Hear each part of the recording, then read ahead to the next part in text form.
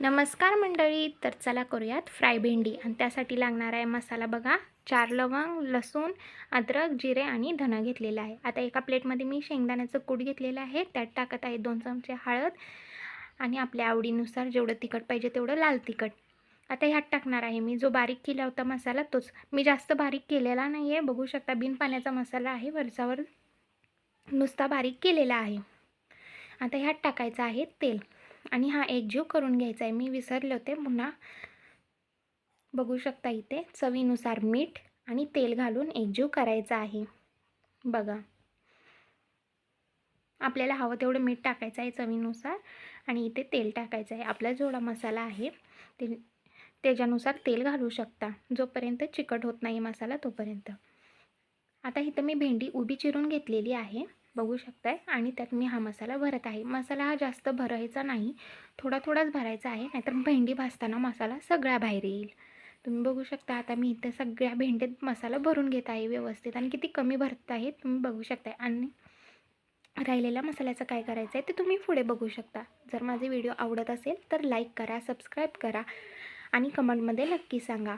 आता मी इथे तवा ठेवलेला आहे गॅसवर आणि त्याच्यात ओतलेलं आहे तेल. आता जोपर्यंत भेंडी भाजेल तेवढंच तेल टाकायचं आहे. आता तुम्ही बघू शकता इथे मी तेल तापवलेलं आहे आणि ते पण फास्ट गॅसवर, आणि इथे राई जिऱ्याचा तडका दिलेला आहे.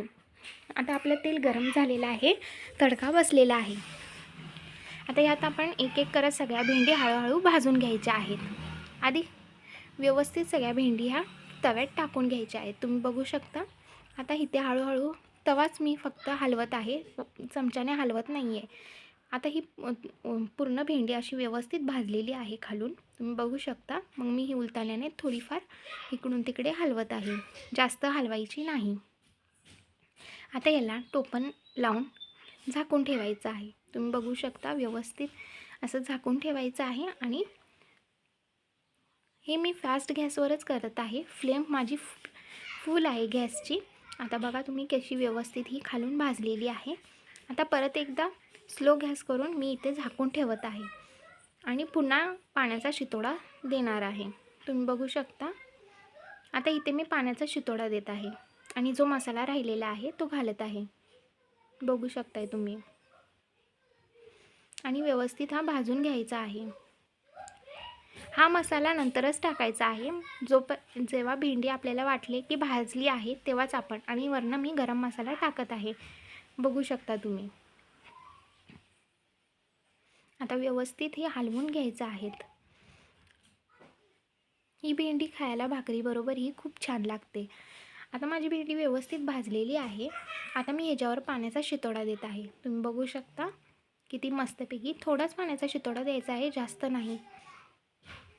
बघा किती व्यवस्थित. आता ह्याला झाकून ठेवायचं आहे. बघा झाकल्यानंतर किती छान अशी भेंडी झालेली आहे, मस्तच ना. आणि ही भेंडी भाकरीसोबत खायला एक नंबर लागते. बघा माझी भेंडी तयार.